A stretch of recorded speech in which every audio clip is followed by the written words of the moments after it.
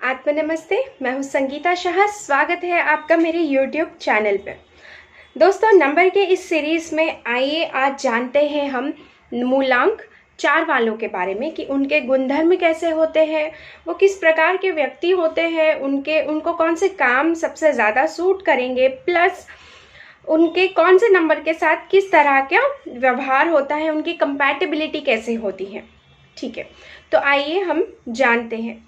Number 4 वाले जो होते हैं, जो जातक होते हैं, वो कोई भी महीने की 4 और 22, 31 और 13 ये तारीखों में जन्मे होते हैं। तो ये जातक जो है वो नंबर 4 की श्रेणी में आते हैं। तो इनका मूलांक नंबर 4 होता है। इनका जो स्वामी होता है वो राहु होता है। जब भगवान श्री कृष्ण ने स्वर भानु का वध किया था तो उनके 2 टुकड़े हो गए थे, तो सर धड़ से अलग हो चुका था। तो जो धड़ है वो बन गया राहु और जो उनका जो धड़ था वो बन गया केतु। तो ये जो नंबर 4 वाले होते हैं ये सर होते हैं। तो ये राहु, तो इनका स्वामी होता है राहु। इनके शुभ रंग होते हैं नीला। नीला के कोई भी शेड्स इनको काफ़ी जचेंगे। इनके शुभ दिन होते हैं सैटरडे, संडे एंड मंडे। ये तीनों दिन इनके लकी डेज होते हैं। कोई भी इम्पॉर्टेंट काम ये इस दिन कर सकते हैं। और नीले में कोई भी शेड पहने इनको बहुत जचता भी है और इनके ऊपर इनको बहुत सूट भी करता है और इनको बहुत ज़्यादा अच्छा प्रभाव भी देता है। तो आइए आगे जाके हम जानते हैं कि नंबर 4 वाले होते कैसे हैं। नंबर 4 वालों के बारे में मैं समझाने के लिए मैंने एक छोटा सा सिंपल से यहाँ पे नंबर 4 का आपको ड्रॉ करके दिखा रही हूँ। तो नंबर 4 वाले कैसे होते हैं, यहाँ इसमें नंबर 1 भी है, इसमें स्क्वायर भी है, और ये अगर हम इसको हिंदी में लिखते हैं तो ये एक फांसी के फंदे जैसा है, और ये रोमन संख्या में अगर हम लिखें तो ये विक्ट्री है। तो ये नंबर 1 सूर्य को रिप्रेजेंट करता है। सूर्य मतलब ईगो, गुस्सा, अपनी चलाना, ऐसी आदतें होती हैं। नंबर 4 में ये एक स्क्वायर भी होता है। स्क्वायर का अर्थ ये होता है कि ये लोग अपने अनुभव से जो है कुछ प्रिंसिपल्स, मतलब इनके साथ कुछ घटित होता है और उसमें से ये कुछ लर्निंग्स लेते हैं और फिर उसी प्रिंसिपल से अपने जीवन को जीते हैं। फिर ये किसी और को फॉलो नहीं करते। इनको अपने अनुभव से जो आया है उसी के लिए ये आगे चलते हैं, उसी को लेके चलते हैं। कभी दूसरे की बात को ये ज़्यादा महत्व नहीं देते हैं।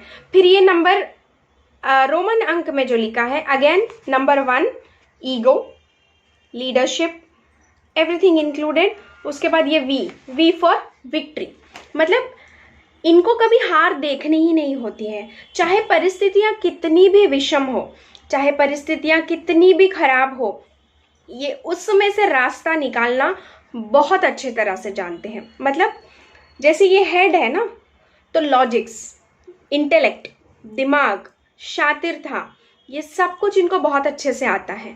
अपने दिमाग का प्रयोग करते रहते हैं ये पूरा दिन। ये लोग कोई भी शारीरिक श्रम वाले काम करना इनको पसंद नहीं होता। मतलब ये लोग हार्ड वर्किंग नहीं होते हैं, ये लोग स्मार्ट वर्कर्स होते हैं।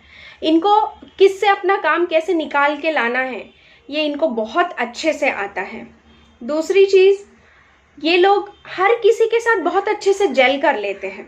जैसे अगर नंबर 4 वाले व्यक्ति की मैं बात करूं, अगर वो लड़का है या लड़की है और उनकी शादी हो जाती है तो शादी के बाद इनका जो नेचर होता है वो पूरी तरह से बदल जाता है। मतलब ये अपने जो पार्टनर है उनके हिसाब से अपने अंदर बदलाव लाते हैं और बहुत अच्छी जेलिंग हो जाती है।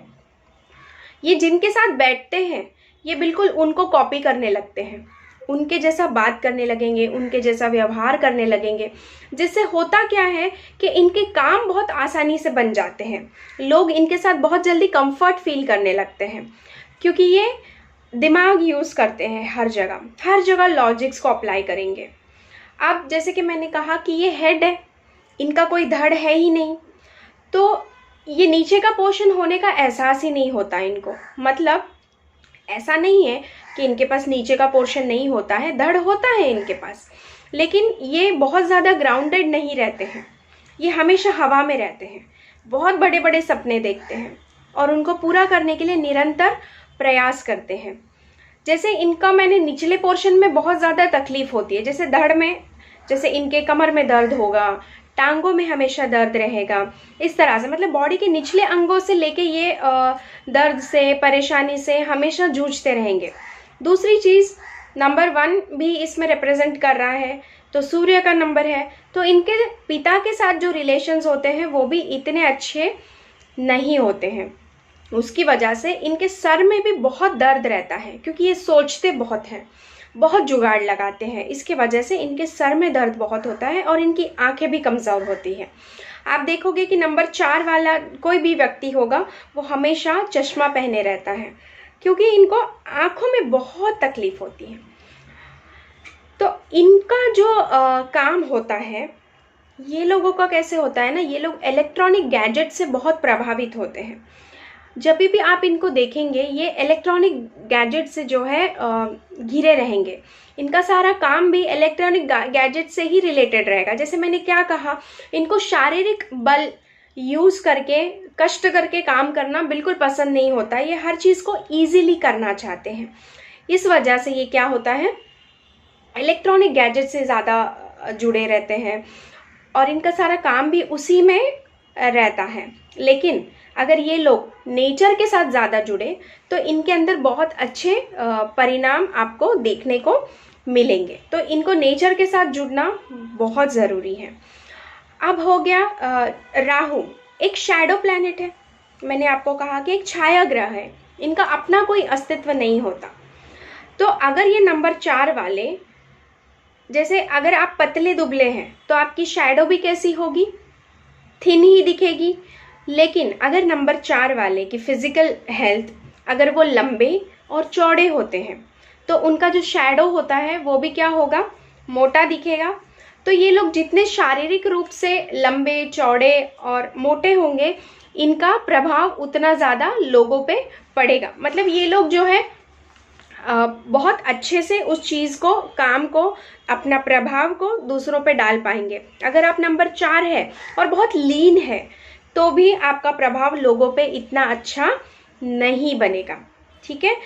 बहुत ईगोइस्टिक होते हैं, बहुत रूडली बात करते हैं, क्योंकि अपने इनके खुद के प्रिंसिपल्स हैं, जिसकी वजह से ये लोग दूसरों की भावनाओं को बहुत अच्छा महत्व जैसे देना चाहिए बिल्कुल वैसा नहीं देते हैं, जिसकी वजह से इनका दूसरों के साथ में बहुत अच्छा बाउंडिंग नहीं होता है। जब भी कुछ पूछो तो बहुत ही रूड सा एक आंसर दे देते हैं, जिसकी वजह से लोग इनसे कटते जाते हैं, ठीक है। तो ये होता है इनका नेचर। जैसे कि मैंने कहा कि बहुत लॉजिकल होते हैं, जहाँ भी इनका फ़ायदा होता है वहीं पे ये लोग पनपते हैं, वहीं पे इनको अच्छा लगता है। ये हर काम में अपना फ़ायदा निकालना बहुत अच्छे से जानते हैं, ठीक है। तो आइए देखते हैं इनका किन नंबरों के साथ कैसा जमेगा। नंबर 1 के साथ सूर्य का नंबर है, वो भी अकड़ा और ये भी अकड़ा, तो दोनों भी अकड़े अकड़े, तो दोनों एक दूसरे के साथ इतने अच्छे से कॉम्प्रोमाइज़ नहीं कर पाते हैं, ठीक है। एक दूसरे को अकम्प्लिश ज़रूर करेंगे, लेकिन दोनों की ईगोज़ बहुत बड़ी है। तो हर बार क्या होगा, दोनों के बीच में मतभेद बहुत आएगा, दोनों कभी भी एक पॉइंट पे कभी भी लैंड नहीं करेंगे। तो इतना अच्छा इनका 1 नंबर वालों के साथ नहीं बनेगा। नंबर 2 के साथ, जैसे कि ये छाया ग्रह है और चंद्रमा के साथ मिलते हैं तो एक ग्रहण योग बन जाता है, क्योंकि इनकी परछाई चंद्रमा पर पड़ जाती है, तो एक ग्रहण योग बन जाता है, जिसके वजह से इतना कुछ अच्छा कॉम्बिनेशन नहीं होता, क्योंकि चंद्रमा बहुत स्लो होते हैं और ये जो नंबर 4 वाले होते हैं बहुत तेज़ होते हैं, बहुत फास्ट थिंकिंग होती है इनकी, इनके प्लान्स ये फटाफट एग्जीक्यूट करते हैं। और वेरिन चंद्रमा जो होते हैं वो थोड़े स्लो टाइप के होते हैं, थोड़ा समय लेते हैं, धीरे धीरे काम करते हैं, ठीक है। तो इस तरह के होते हैं। अब नंबर 3 के साथ इनका कैसा जमता है। नंबर 3 नंबर है बृहस्पति का, जो गुरु है, लेकिन नंबर 4 के साथ इनका नहीं जमता। नंबर 4 वालों का नंबर 3 के साथ बिल्कुल नहीं जमता, क्योंकि ये जो बृहस्पति है ये गुरु है। तो ये जो नंबर 4 के जो प्रिंसिपल्स होते हैं, जो इसने अपने खुद के दायरे बना लिए होते हैं, या जिस प्रकार के ये होते हैं, वहाँ पे गुरु कभी भी नहीं पनपते। जैसे अगर ये गुरु को कहेंगे भी कि आप यहाँ बैठ जाइए, तो जिस तरह का एटमॉस्फेयर नंबर 4 वालों के इर्द गिर्द होता है, उस एटमॉस्फेयर में गुरु बिल्कुल भी पनपते नहीं है, उनका दम घुटने लगेगा। तो गुरु क्या कहते हैं कि नहीं, मैं तो यहाँ नहीं बैठूंगा। तो नंबर 4 वालों के साथ गुरु कभी भी नहीं पनपते हैं, तो इसके लिए इनका नंबर 4 वालों के साथ बहुत अच्छा कॉम्बिनेशन नहीं होता। अभी नंबर 4 वापस दोनों एक जैसे, दोनों का ईगो बड़ा, दोनों एक दूसरे को एक दूसरे से कम नहीं समझते, जिसकी वजह से क्या होगा, आपस में बहुत क्लैशेस होंगे। तो नंबर 4 के साथ भी इनका बहुत अच्छा नहीं बनेगा। नंबर 5 बुद्धि के देवता बुध है, तो विवेक है। ये जब दोनों साथ में आते हैं, बुद्धि विवेक बल तीनों चीज़ें एक साथ मिल जाती हैं। लेकिन बुध जो होते हैं उनमें चालाकी थोड़ा ज़्यादा होती है, मतलब जैसे मैंने कहा कि इमेच्योरिटी बहुत होती है नंबर 5 वालों में। तो कभी कभी ये इमेच्योरिटी जो है राहु वाले नंबर को, 4 नंबर वालों को बिल्कुल पसंद नहीं आती है, बहुत बचकानी सी हरकतें करते हैं। इसके लिए भी कोई खास ऐसा तालमेल नहीं होता नंबर 5 वालों के साथ में, लेकिन एक दूसरे को कॉम्प्लीमेंट करेंगे। दोनों जब साथ में आते हैं तो इनका विजडम, इनका नॉलेज, इंटेलेक्ट बहुत अच्छा हो जाता है। ठीक है। नंबर 6 है शुक्र का, ठीक है, और वो तो एक ही आंख से ही सबको देखते हैं, तो इसलिए नंबर 4 का नंबर 6 के साथ बहुत अच्छा कॉम्बिनेशन होता है। It will be a combination like beauty with brain, इस तरह का कॉम्बिनेशन होता है। बहुत अच्छे से एक दूसरे के साथ में ये लोग फ्लरिश करते हैं। अब नंबर 7 के साथ कैसा रहता है, ये तो मतलब रब ने बना दी जोड़ी, कुछ इस तरह का होता है। क्योंकि सर को क्या मिल गया, सर को अपना धड़ मिल गया, तो ये अपने आप में क्या हो जाते हैं, परिपूर्ण महसूस करते हैं कि कुछ तो अधूरापन था जीवन में और ये क्या हो गया, मेरा पूरा हो गया।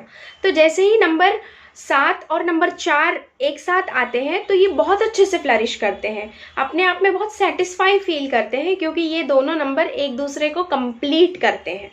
नंबर 4 और नंबर 7, सर को अपना धड़ मिल गया, तो बड़े खुश रहते हैं ये आपस में।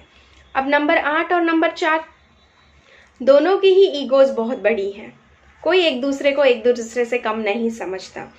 ऐसे रहने के लिए रहते हैं ये लोग साथ में, एडजस्ट हो जाता है, लेकिन ऐसे ना नंबर 8 4 को पसंद करता है, ना नंबर 8 4 को पसंद करता है। मतलब वो मीत और वो प्रेम और वो मिलन जैसी चीज़ कुछ नहीं होती है, बस एक एडजस्टमेंट होता है। दोनों एक दूसरे के साथ साथ चलते हैं और एक दूसरे के साथ मैं कहूँ पूरी ज़िंदगी एक एडजस्टमेंट्स के साथ ये लोग निकाल देते हैं। अब नंबर 9 के साथ कैसा होता है, नंबर 9 मंगल और बजरंग बली का नंबर है, उनके स्वामी बजरंग बली हैं। तो बजरंग बली जो है राहु को पनपने ही नहीं देते हैं, बहुत तेज़ होते हैं नंबर 9 वाले, और उनके भी अपने प्रिंसिपल्स होते हैं, और ये राहु को दबा के रखते हैं। हनुमान जी है ना, तो राहु को हमेशा अपने पैरों तले क्या करते हैं, दबा के रखते हैं। तो फिर राहु का भी ईगो बहुत बड़ा है, फिर वो भी दुखी हो जाता है, फिर दोनों एक दूसरे को मतलब साथ रहना इनको पसंद ही नहीं होगा, क्योंकि हर बार नंबर 9 क्या करेंगे, इनको डोमिनेट करेंगे। और नंबर 9 कैसे होते हैं, बहुत जांच पड़ताल करके बहुत ही सहजता के साथ डिसीजंस लेते हैं, और नंबर 4 वाले बिना सोचे समझे बस डिसीजंस ले लिया और काम कर दिया, और आगे पीछे नहीं सोचते हैं, सर्कमस्टांसेस क्या होंगे, इसके परिणाम क्या होंगे, ये नहीं सोचते हैं, बस दिमाग में आया तो कर दो। और नंबर 9 वाले क्या होते हैं, प्लानिंग करते हैं, बहुत सोच समझ के ये अपना काम करते हैं। तो नंबर 9 वाले जो है नंबर 4 वालों के साथ बिल्कुल भी अच्छा कॉम्बिनेशन नहीं करते हैं, क्योंकि ये दोनों के गुणधर्म ही अपने आप में अलग होते हैं, तो ये दोनों भी इतने अच्छे से फ्लरिश नहीं कर पाएंगे। मैं आपको इतना विस्तार में इन नंबरों के बारे में इसलिए समझा रही हूँ ताकि इस चीज़ को आप समझ के आप अपने बच्चों को उस तरह से ट्रीट कर सकें, अपने स्पाउस को, अपने कॉम्बिनेशंस को समझ के अपने स्पाउस को आप उस तरह से ट्रीट कर सकें। इसलिए जो है मैं आपको इन नंबरों के बारे में इतना विस्तार से समझाने की कोशिश कर रही हूँ। आशा है आपको मेरा ये इन्फॉर्मेशन जो मैंने आपको दिया है पसंद आया होगा, और ज़रूर ये आपको आपके ज़िंदगी में मदद करेगा। तो इसी के साथ आज का ये वीडियो मैं यहीं समाप्त करती हूँ। आत्मा नमस्ते। अगर आपको मेरा ये वीडियो अच्छा लगा है तो इसको लाइक ज़रूर कीजिएगा और मेरे चैनल को सब्सक्राइब ज़रूर कीजिएगा। आने वाली वीडियो में मैं नंबर 5 के बारे में बात करूँगी। धन्यवाद।